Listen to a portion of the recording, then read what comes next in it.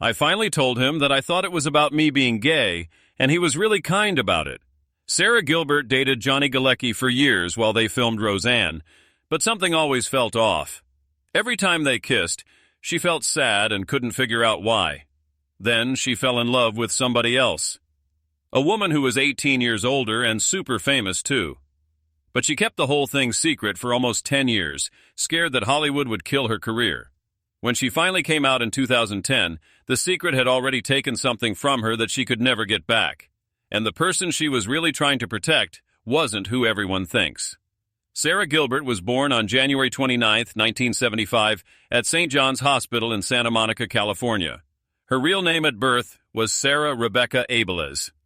Her mom, Barbara Cowan, had been a kid actress back in the 1950s, and her grandpa, Harry Crane, created the super-famous old comedy show The Honeymooners in 1951. Sarah grew up in a showbiz family, but it wasn't all easy. Her mom had been married before to a guy named Paul Gilbert, a performer and World War II pilot who adopted Barbara's two older kids, Melissa and Jonathan. That marriage broke up in 1972. Paul Gilbert died by suicide on February 13, 1976, but the family hid the truth for years and told everyone it was a stroke. Sarah was only a little over 1 year old then. By the time she was 6, Sarah was already watching the crazy attention her older half-sister Melissa got from starring in Little House on the Prairie. While Melissa loved being famous, and even got a star on the Hollywood Walk of Fame when she was 21, Sarah just watched from the side. She once said she only wanted to act because she was jealous of all the fuss people made over Melissa on set. In 1984, when she was 9, Sarah officially changed her last name to Gilbert to feel part of that same famous family. Her brother, A, and sister, Melissa and Jonathan, weren't actually blood-related to each other or to Sarah, but they were all one big, messy, famous family. Sarah's very first time on camera was around age 6 in a Kool-Aid commercial. Her real acting start came 3 years later in a 1984 TV movie called Calamity Jane, where she played a girl named Jean. She still went to normal school, not some fancy actor school, because her mom insisted on keeping life regular. Her mom, Barbara, had been in the business herself and even had a production company, but she made sure Sarah went to public school and stayed away from all the usual kid star drama. That smart parenting made a huge difference. In 1988, everything changed for Sarah. She tried out for Roseanne and got the part of Darlene Connor, the funny, sarcastic tomboy middle kid who fans totally loved. She had just missed out on a reboot of The Facts of Life, but Roseanne felt perfect. She joked that teasing her sister Melissa all the time growing up gave her perfect comedy timing for Darlene. And it totally worked. She was so real in the role that she got 2 Emmy nominations while the show was on. Even after she was a big TV star, Sarah never dropped out of high school and went straight to Yale University in 1993 while still filming Roseanne. From 1993 to 1997, the whole show worked around her college schedule and even shot some of her scenes in New York while she had classes in Connecticut. She graduated in 1997 with an art degree focused on photography, the same year the original Roseanne ended. Sarah never really knew Paul Gilbert, but his suicide stayed like a quiet, sad shadow in her life. Her sister Melissa didn't even find out the real story until 2009. He had been in constant pain from war injuries and took his own life at 57. Why? The truth stayed hidden for decades. Barbara, their mom, used different names like Barbara Crane, Barbara Abelez, Barbara Cowan to keep family stuff private from work stuff. She always just wanted to protect Sarah. And it worked. Melissa's childhood was full of paparazzi craziness, but Sarah's felt safer, calmer, and more normal. By the time Sarah did that ABC special Runaway Ralph in 1988, the same year she got Roseanne, she was already acting like a pro. She starred with Fred Savage in a story based on the Beverly Cleary book, and it got her ready for the big time. Then Roseanne exploded and everything went super fast. Playing Darlene from 1988 to 1997 totally changed what TV teens looked like. The show wasn't scared to get serious. In Season 4, in an episode called Darlene Fades to Black in 1991, Darlene dealt with depression. Sarah handled school, lines, and huge pressure like a champ. Her character's romance with Johnny Galecki's David started in Season 4, and it made the show even more emotional, especially when John Goodman's Dan caught them kissing. Those scenes felt so real. Everyone remembers Dan freaking out when he saw Darlene and David making out. It wasn't just acting. It felt like stuff happening in real American houses. By season 6 in 1993-1994, Sara wasn't only acting. She started helping write the stories. She pushed for stronger girl power stuff and real-life problems. That later turned into her having real control later. When the Roseanne reboot came in 2018, she was starring and executive producer, making around $300,000 an episode. Even back in the old days, she helped with the writing. In a 1989 episode, Darlene read a poem that showed the sadness under her tough jokes. Lines like, "Too short to be quarterback, too plain to be queen," really hit people. By 1992, she even got an official writing credit for the episode Don't Make Me Over. Between TVCs. She did serious movies too. In 1990, she starred in Sooty and Simpson with Louis Gossett Jr., playing a girl in the old segregated South who becomes friends with a black man hiding in the woods. The movie talked about racism and abuse and won her a Young Artist Award. Then in 1992, she did Poison Ivy with Drew Barrymore. It bombed in theaters, but became a huge cable hit later. Sara played Sylvie Cooper, a shy girl who gets tricked by Drew's wild character. That role got her nominated for an Independent Spirit Award, but not everything was perfect. The 1997 Roseanne finale upset a lot of fans. It said almost all of season 9 was made up, Dan was dead, couples got swapped, the lottery win was fake, people felt cheated. Even Sara said later the show should have ended after season 8. When the 2018 reboot happened, they fixed it. Dan was alive again, timeline reset, and Sara finally got to run things her way. When Sara joined ER in late 2004, she played Dr. Jane Figler, a quiet med student in the crazy hospital. Everyone already knew her as Darlene, but the writers never really used her much. She popped in and out for 3 years with barely any story, until one weird BDSM plot with another doctor that got attention just because it was random. Even that went nowhere. She'd vanish for episodes, then show up again with no explanation. From 2004 to 2007, she was only in 15 episodes and never made a big splash. It felt like Darlene stuck in the background of a hospital show. Then came The Big Bang Theory. In October 2007, she appeared as Leslie Winkle, a tough, no-BS scientist who dated Leonard. Her dry humor was awesome and fans loved it. She was in early episodes like The Fuzzy Boots Corollary and came back for favorites like The Hamburger Postulate and The Codpiece Topology. For a second, it looked like they had plans for her. She got bumped to main cast in season 2, but it didn't stick. By 2009, she was back to guest star. The writers couldn't figure out what to do with her. She wasn't Penny or Amy, and in her blunt style didn't always fit. In a 2025 interview, Sara said the writers just hit a wall with Leslie. Her last big scene was May 2010, when she turned down Leonard's half-joke proposal. She came back once more in 2016 for Sheldon's birthday in the 200th episode, but that was pretty much it. Around the same time, behind the scenes, Sara was cooking up something totally different from sitcoms. In December 2009, right when the soap As the World Turns was ending after 54 years, she pitched CBS a brand new daytime talk show. The idea was moms talking honestly about life, kids, and news. She laughed later on Ellen that she was the worst person for it. Shy, hates chit-chat, but CBS loved it. They picked her idea over a cooking show with Emeril and even a pyramid reboot with Andy Richter. They officially said yes in July 2010. That fall, on October 18th, The Talk started. Sara wasn't just a host. She created it and ran it as executive producer. The first group was Sharon Osbourne, Julie Chen, Holly Robinson Peete, Leah Remini, and Marissa Jarrett Winokur. Right away, it felt different. The chats were super honest, sometimes awkward. Unlike other daytime shows that stayed safe, The Talk argued and got real. People kept watching because it felt like actual friends talking. By season 2, the ratings proved it. In January 2012, they hit 2.45 million viewers in 1 week. During February sweeps, it grew 4% overall, 10% with women 25-54, 13% with women 18 to 49. CBS renewed it again in March. In 2016, The Talk beat The View, Wendy Williams, and even Ellen to win a Daytime Emmy.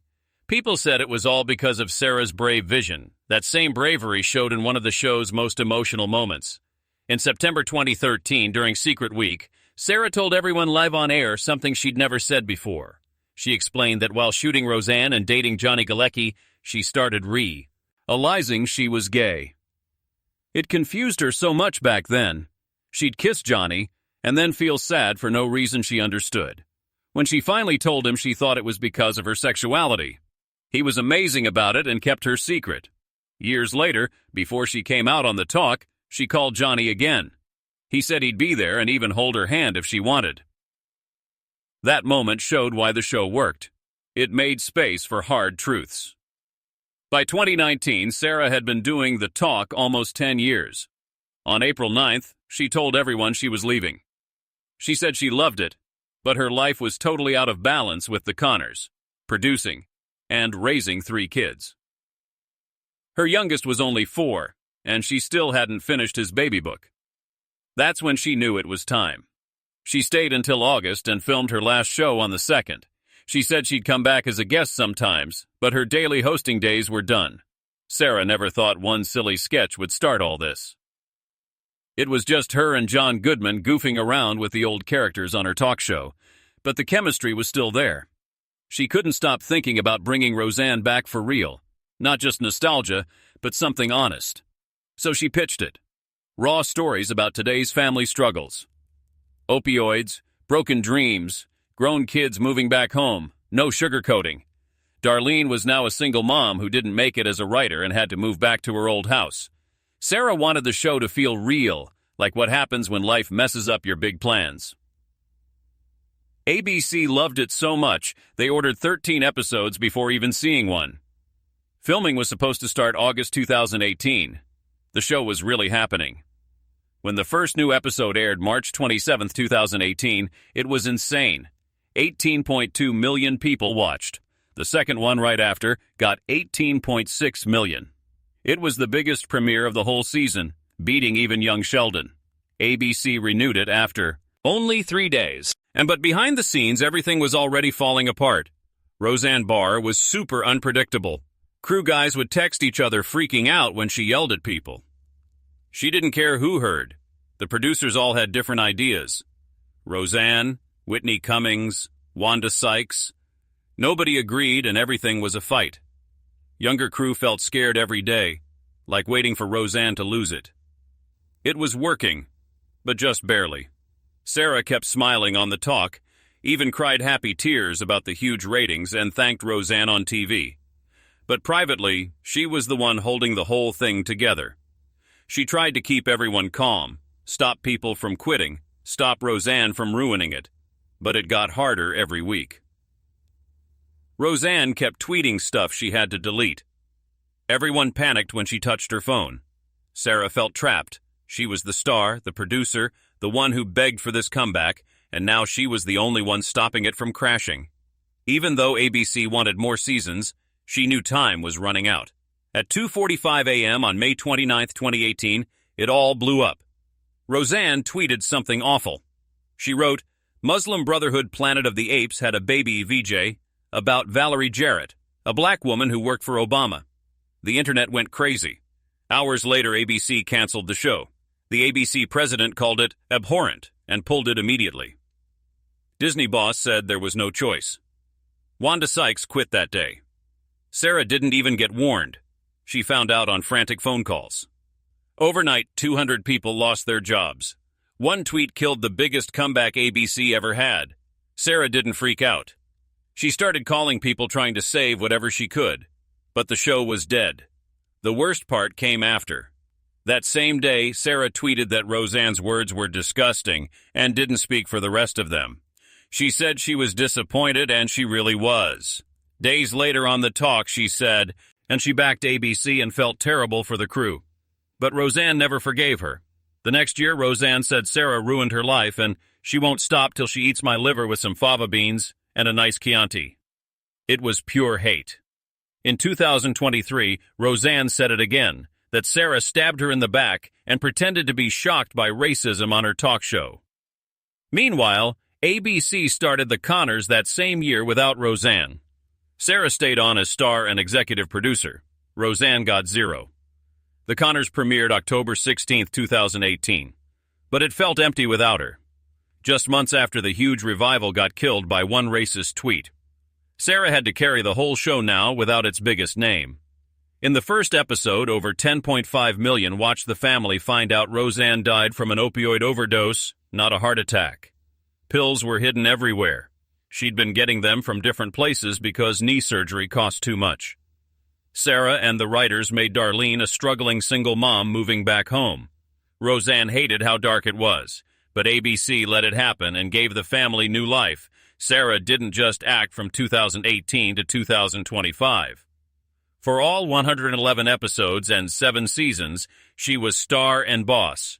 In October 2020, Season 3 started right in the middle of COVID, and the show felt super real. Everyone wore masks, Darlene worked in a factory, Mark checked temperatures at the door.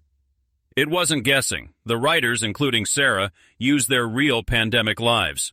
Filming had no audience, constant tests, masks until action.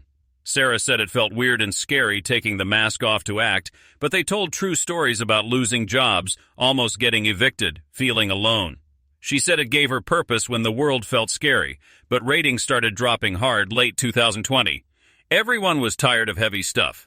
A live episode tied to the New Hampshire election in February 2020 got $634 million for one night.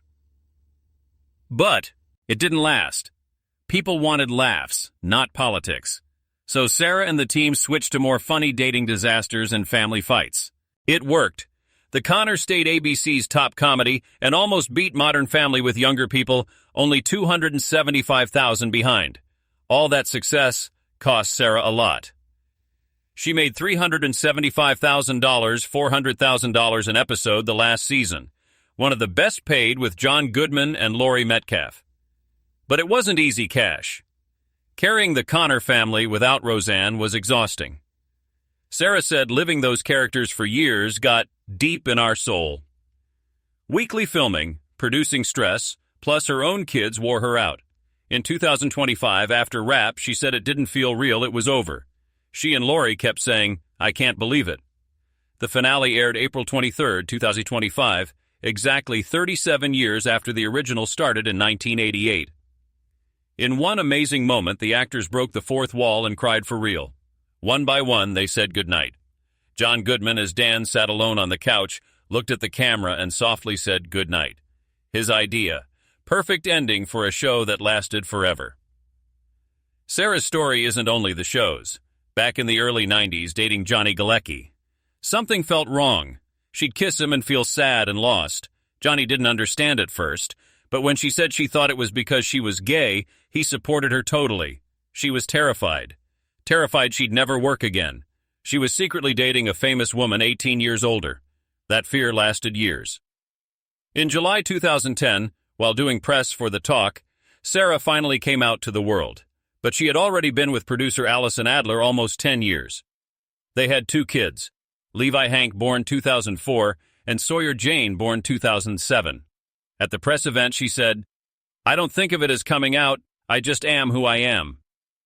Just 1 year later, in 2011, she and Allison split, but stayed super close and co-parented. After that, Sara fell in love with Linda Perry from 4 Non-Blondes. They started dating late 2011.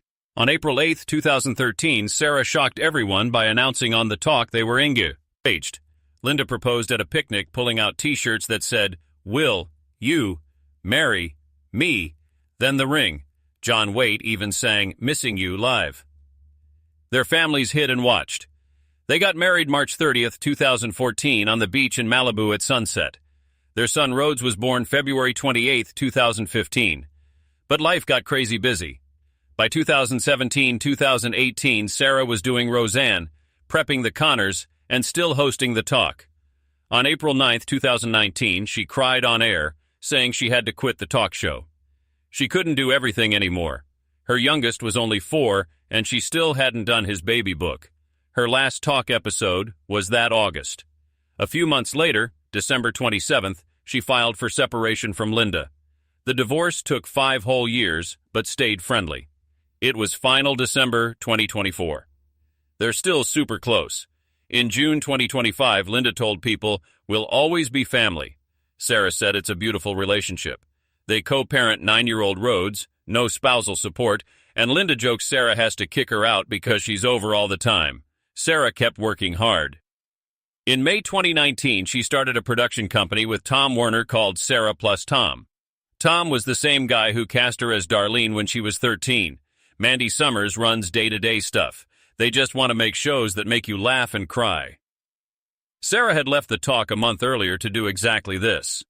She's also totally up for going back to Big Bang Theory world. In 2025, she said she'd love to play Leslie Winkle again in the new spin-off Stuart Fails to Save the Universe. She never wanted to leave the original show. She thinks the writers just ran out of ideas, but she's ready if they call. The new show has old friends like Barry Kripke and Bert, and she's excited. Some old drama still hangs around, though. After the 2018 tweet mess, Sara made it clear she didn't agree. On June 3, 2018, on The Talk, she said it was a painful week and many people got hurt. Her tweet calling it abhorrent started a huge fight. Roseanne never got over it and said Sara betrayed her. In a 2023 podcast, Roseanne even said killing off her character was supposed to make her kill herself. Sara never clapped back. She just repeated she supported ABC's choice, even though 200-plus crew lost jobs that day. Now with the Connors finally over, Sara Gilbert is at a brand new start. She played Darlene for almost 40 years. That chapter closed, but her next one is wide open. She took a serious part in Netflix's Atypical as Professor Judd. She's still making stuff with Tom Werner, still telling stories, still showing up. She says she wants to create things that feel real, funny, and touching. Whatever comes next, she's definitely not finished. Not even close.